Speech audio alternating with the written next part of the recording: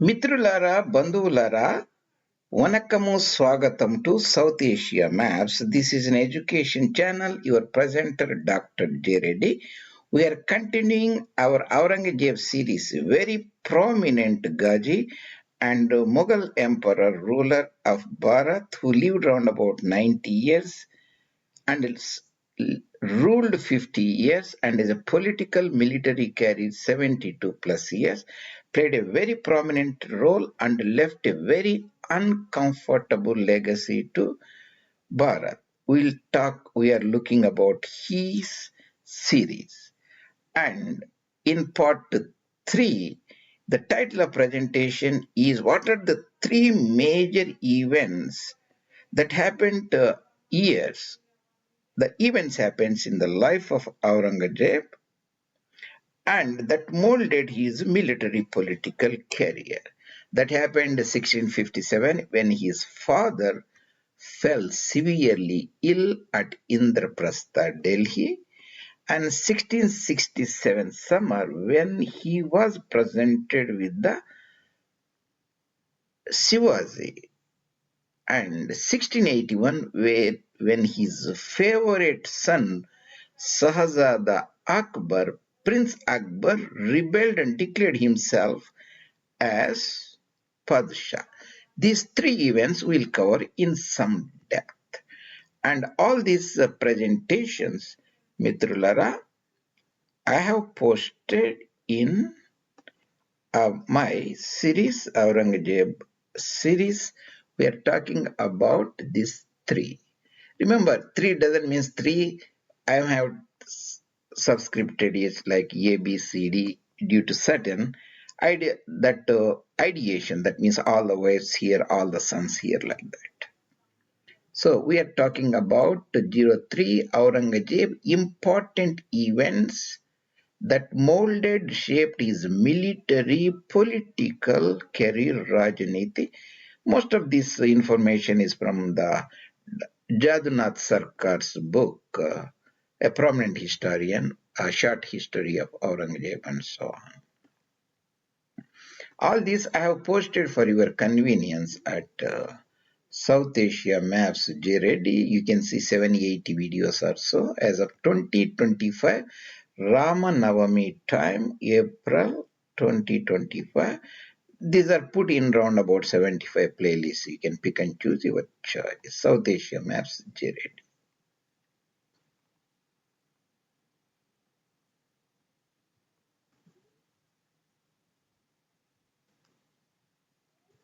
Three major events in the life of Aurangzeb. Before that, Aurangzeb is a very prominent personality. He was born in 1618, passed away 1707. If you make it 1617, 1707, 90 years he lived, 90 Islamic years, history years actually he lived. He has four wives, five daughters, five sons, and he ruled around about a population when Aurangzeb passed away peacefully 1707 at Bingar, Ahmednagar in the Balaghat area of this territory of Maharashtra. Population of Bharat was 150 million or so. In a world that is around about 700 million, very easy to remember, around about 1700, 700 million people, among which 20% are in South Asia and Mughal Empire. Remaining 150 million will be in the Ming Empire area in China and so on. At that time, Europe, North America were very insignificant economically. They didn't have much. You should not compare the current socio-political economic situation with the 1700 because Europe later industrialized, extracted, used a lot of fossil fuel and acquired a lot of wealth. So it's a very different. At that time, Bharat and the prosperity was very high. Aurangzeb ruled such a ancient civilization.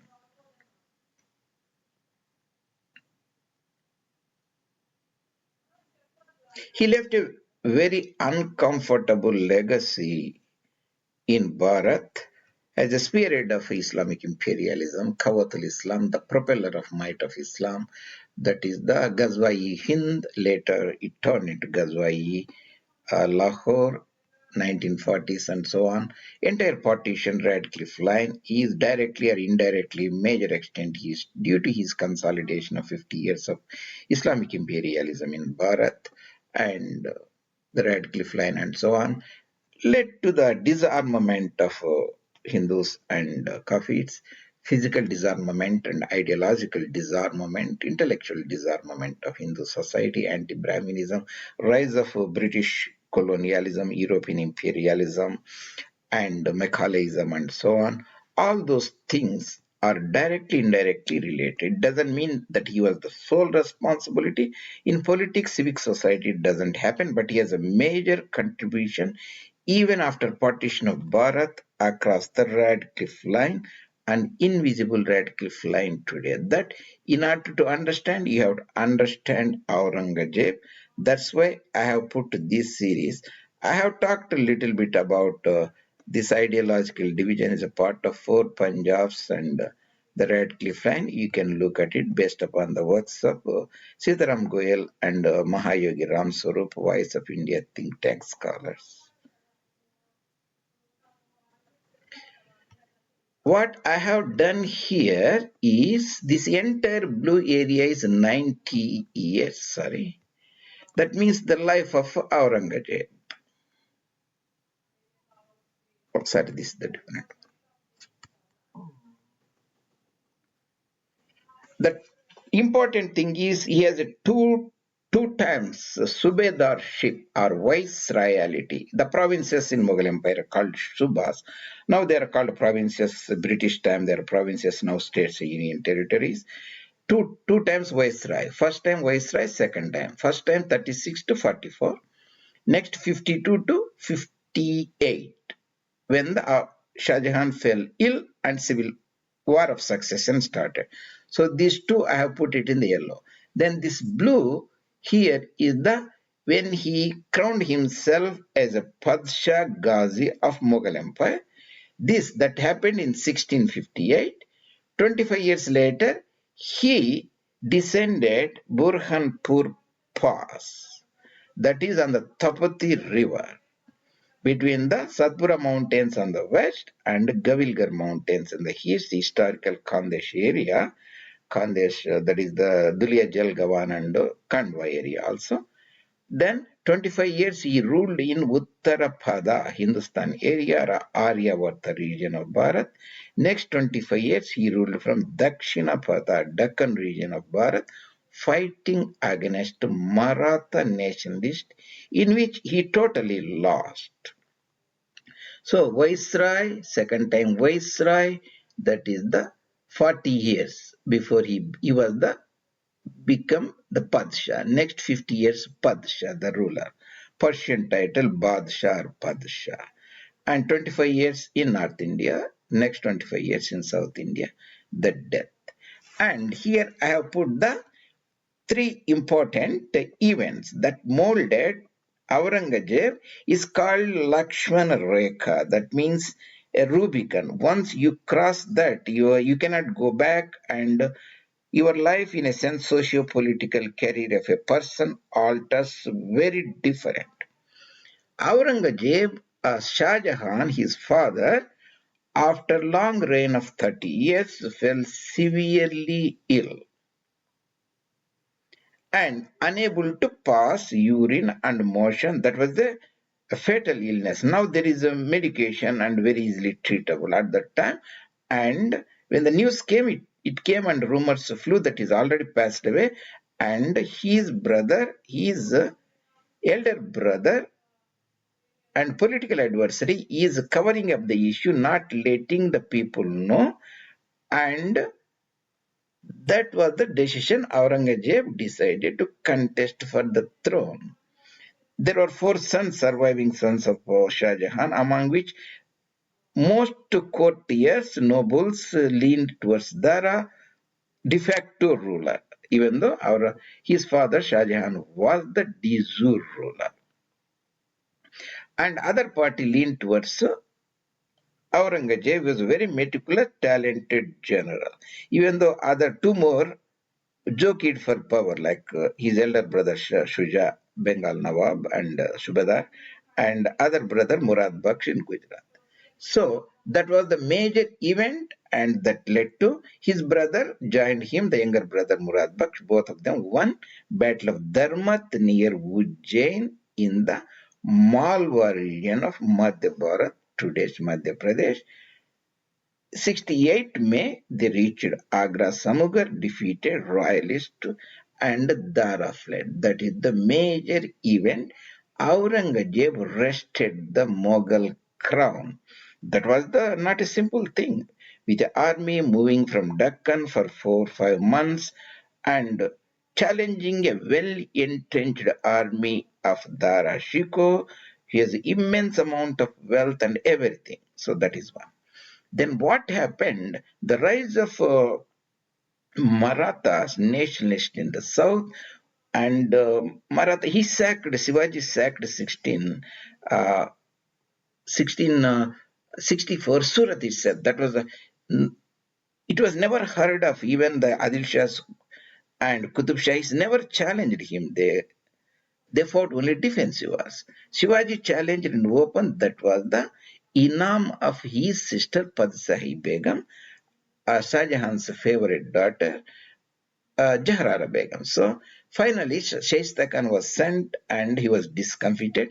And prominent general of Kuchwaha dynasty of Amber ruler, Maharaja Jai Singh, was sent to meet, and he checkmated Shivaji. Shivaji submitted Treaty of Purandar. He was sent to Agra. And he was presented briefly to Aurangzeb, where Shivaji didn't bow, didn't issue contumacy, a sort of uh, unruliness. And he was imprisoned, he was restricted in that's a polite term, but actually he was curtailed and he escaped. That escape is a major event. Later, when he was fighting against Marathas, later 10 years, always he was telling only one thing to general. If that accursed kafir Shiva on that time was captured and put to death, I should have not come to Deccan on my old age for fight this war with Marathas. That was the saying every time he used to say when he was already 80 plus years. That was a very old age, even today. He lived 10 more years and fought and finally couldn't win the war. That is the major. 1666. 1681, what happened? Maharaja Jaswant Singh, who was his general at Jamrad in the Khyber Pakhtunkhwa region, and he passed away. And he didn't leave any sons. And Aurangzeb annexed his territory, whereas his prominent general nobleman Durgadas Rathod resisted, wanted. Later, his posthumous son, delivered at Lahore by the Ranis, want to be crowned. Aurangzeb didn't agree. Aurangzeb with vast army moved to Ajmer. At that time, Jahrara Begum, his sister, whom he is respected, told it's not good to fight the Rajputs, that too a marginal area like Marwar region that is not very fertile like that. Let them continue the status quo. Aurangzeb didn't listen and he moved to Ajmer. And at that time, his son Akbar rebelled at a place called Nadol, that is in the Pali district, west side of Aravalli Mountains, in the Marwar region, that is the Rathors region, their territory. He proclaimed himself emperor. By statism, Aurangzeb produced a letter congratulating him and bringing the Rajputs too as a cannon fodder to his father, and Rajputs fled. They deserted him. Next day, they realized it was a contrived means, but that is already done. In panic, Prince Akbar, he fled to South India, Deccan, brought by the general Rathor, that is Durgadas Rathor, and safely put in the Maratha territory under Shambhuji. Aurangzeb know what is meant by rebellion. He's not only rebelled, he claimed himself the crown, whereas the previous sons like Sultan and Muhammad Sultan and Muazzam rebelled many times, but they didn't do. They only disobeyed the father, showed the resistance, contumacy. Whereas this is very different. So he made a treaty with the Sisodia rulers from Ajmer to Rajsamund. He moved his army to Burhanpur. 1681 November, he reached Burhanpur. Next 4 months, he stationed himself at Aurangabad. That is 82 March, February also. So these are the very next 25 years. He brought all his wealth, diamonds, jewelry, precious stones, all the income revenue of the rest of the Bharat to fight with Marathas with 1 million army. That was the largest army ever assembled before that on the planet Earth that he couldn't win. So, 1681, January 1st, rebellion of Shahzada Akbar, Prince Akbar, was the major event in the life of Aurangzeb. So here I have put them. 1657, Shah Jahan, September felt ill, that is Suja, Murad, Aurangzeb, and Wali Ahad. The Dara was Wali Ahad, de facto ruler. 1666, he was in Agra. He presented Aurangzeb around about May 12th and later restrained. And August 19th, he escaped and eventually returned to his capital, Raigad, and the Konkan and Sahyadri regions. And 1681, Prince Akbar rebelled at Nadol, Pali, and Durgadas Rathore, Marwar, and Mewar. Here I have put just Ajit Singh, son of posthumous son of Maharaja Jaswant Singh Rathore. He was born in 1679. His father died 5-6 months before, lived until 1724. Here, Jamred Aurangdas, Jaswant Singh Rathore passed away, and Agra, where the Aurangzeb's capital, Delhi, and Marwar region, Nadol, where Prince Akbar rebelled, and Mewar region, this side, Aravalli Mountains there, and Aurangabad, one of the prominent region, and Catholic Imperial Territory, Goa, Gomantak, Marathas here. Tanjavur area was also ruled by the Marathas, and Shah Jahan, 52, 1666, I don't know why that typo there. Prince Akbar, born in 1657, that means FEMA. At the time, his father was preparing to contest for the throne and passed away in Persia, exiled, and 1704 Aurangzeb. So I have talked extensively under India villages. You can look at it. The Battle of Samugad here, Agra will be there, the Chambal River, Yamuna River, Gambhir River.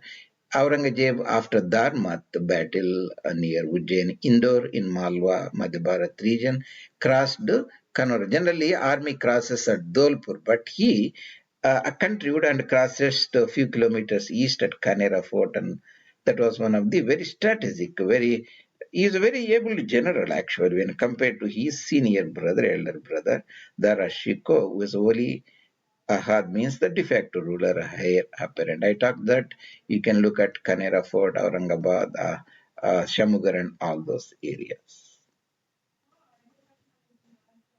So when you see wave, I can show you the Nadol, Rajasthan. This is where the prince rebelled. You can see the Nadol town there, village. That is the Nadol. So this is the Aravalli Mountains. The Nadol should be in the Pali region. So the Pali, this is the Dasuri Pass, is the Aravalli Mountains, Nadol, there is the Pali. This is the where the on 1681 January 1st, Prince Akbar crowned himself and declared war against his father, who was in Ajmer. Ajmer is few kilometers north of his Ajmer. Nadol is here. But he was very tired. He couldn't make a rapid movement. At the time, army was distributed against Azam in one area and Muazzam, whereas he delayed. That's why Aurangzeb contributed, and he, Prince the lost the chance. So he fled to South India, Deccan, to Shivaji, and that happened.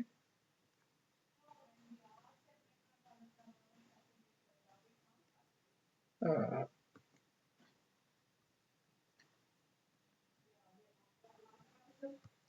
So that's the three important events I will show. Here happened Aurangzeb.